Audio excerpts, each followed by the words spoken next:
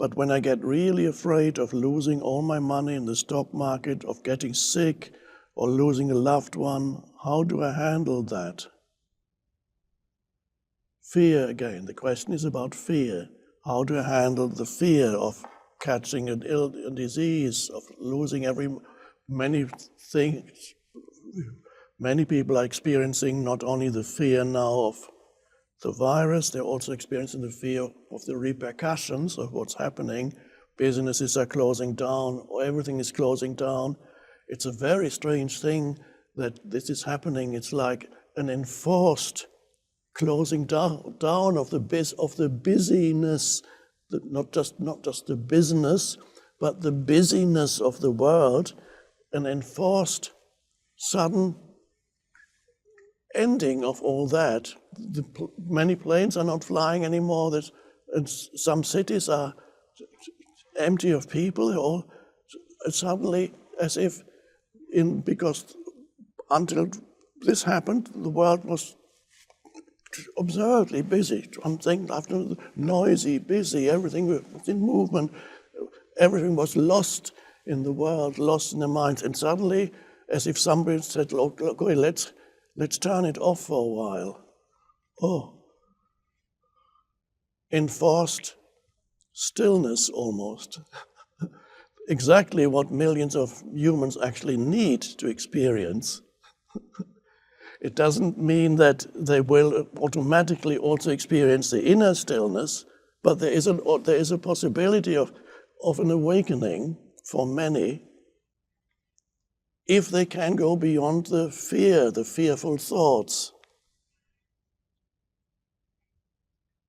But how do you go beyond the fearful thoughts? Well, it requires a little bit of awareness. But if you are here with us, you probably have that awareness. What I mean by that is the awareness of what's going on in your mind. To recognize, rather than total identification with what's going on in your mind, you have in the background an awareness of what's going on in your mind. Very different, because it's a different consciousness, a different dimension of consciousness, the awareness. It's not the same as a thought.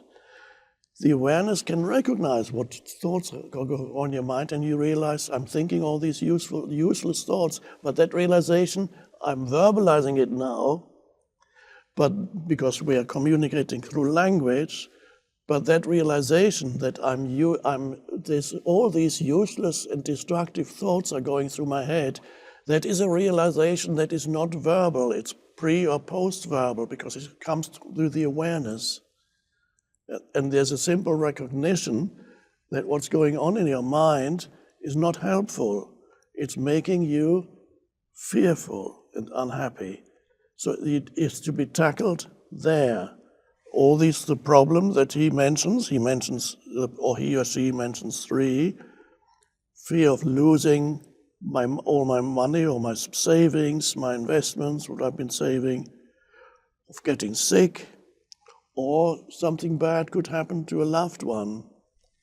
So you have fear for yourself, you have fear for others, and of course, all these things are not happening now, the things that you fear, but they could happen, says the mind.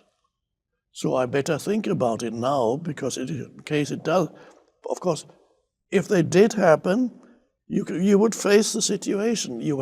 With the power of your conscious awareness, you would face the sickness, you would face the loss of money, and you would even face the loss of a loved one or the suffering of a loved one. With the power of your presence, you can face that. But what you cannot do, you cannot overcome these problems or face them, because they only exist in your imagination. They haven't even happened yet. Therefore, there's absolutely nothing you can do about them.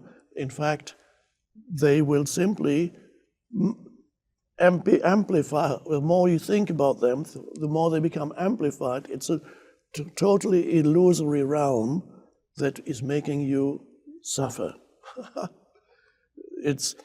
And so if there's a minimum of awareness, you can suddenly become aware of what it is that you are doing to yourself. Well, it's not that you are voluntarily doing it to yourself, but one could say it is happening to you. So you become aware of what is happening to you, because the thoughts in your mind, virtually all the thoughts in the absence of awareness, happen to you. They are not voluntary. So people say, I think this, I think. You don't think, the thinking happens to you. When you're not aware, you're at the mercy of thought. You're at the mercy of the energy field that what we call thought. It lives in you. You are possessed. You don't know it.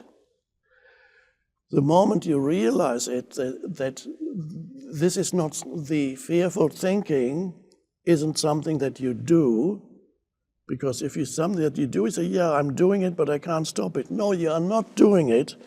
It happens to you. So some people say, well, perceive it as, well, why am I doing this to myself? Well, that's already, it's a good first step. Why am I making myself suffer by thinking all that? And then the next step is you realize, well, it's not really me doing it. It's the self-serving thought forms that are swirling around in my mind continuously, that are making me unhappy, that have no useful purpose. I'm not helping myself or anybody by thinking these things, by projecting bad things that could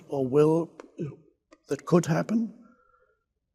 And so with the awareness of what's going on in your mind comes the first time a moment of freedom. Because before you had no free will. Without awareness, you have no free will. You're at the mercy of a conditioned mind. So what do? So you have recognized that what's been happening to you fulfills no useful purpose. That's an important realization, because before there is an assumption in the unconscious mind that unless you worry a lot, then you're not controlling your life. There is the delusion that the more you think about useless, you don't know it's useless.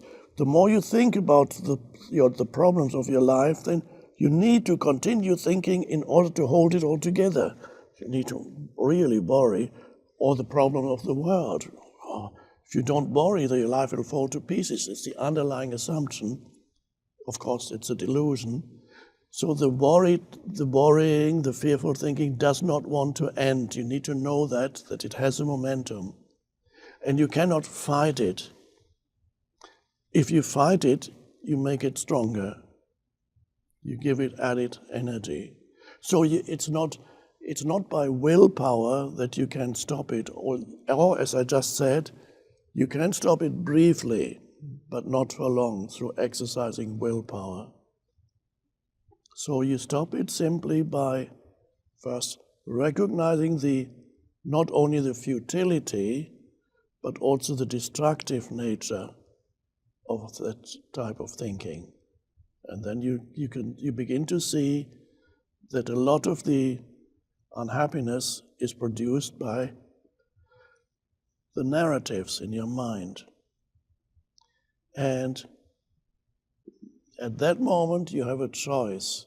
You can continue being dragged along in the stream of fearful thinking. Or you can say, my choice is now to take my attention away from fearful thinking. I'm verbalizing it. But where does it go? If the fearful thinking wants all your consciousness continuously. It says, no, I'm letting go, I want it. And then you say, no, I don't want to go that way anymore. It's very simple. You bring your attention somewhere else. You need something at first. My recommendation is feel your inner body. Direct your attention. Let's say you wake up in the night or in the morning. Direct your attention, instead of thinking, direct your attention into the inner energy field of your hands.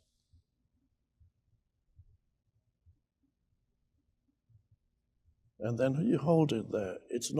Doesn't require willpower, it's just a simple decision.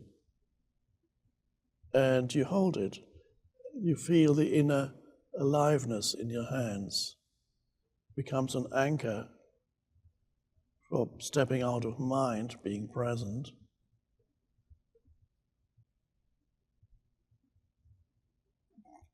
Can you feel the energy in your hands? I can. And it's always wonderful. I've been feeling the energy in my hands for many years. It's always fresh and new. And I don't tire speaking of it, because it's always fresh and new. And of course, it's not just the hands. If you can't feel the energy in your hands, close your eyes and ask yourself if let's say your right hand, or if you're left-handed, your left hand. Ask yourself if your left or right hand is still there or not. Is it still there? How do I know it's there? How can I know it's there right now? No, you can't know it because you remember it was there when you saw it a few seconds ago. That's not knowing that it's there, because it might have disappeared. You close your eyes, you're not moving your hand. How can you know it's there?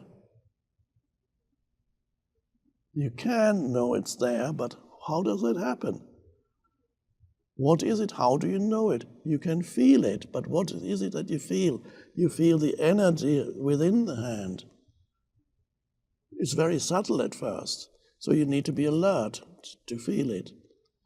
But that alertness that then goes in the body is taken away from thinking, and you suddenly your hand feels more alive than it was before, and that's only the beginning. You can feel both hands simultaneously. And then you realize you can also feel other parts of the body, your feet at the same time, and legs. And then you become aware of a all-pervasive sense of aliveness in the entire body, energy field. Yep. And the amazing thing is, by the way, you may also become aware that you're breathing, because that's connected with the body. You're breathing into the body, and the breath flows in and it flows out, and the more become aware of your body, the more become aware of your breathing. The more you become aware of your breathing, the more become aware of the body. There's a wonderful aliveness there. And what happened to your mind activity?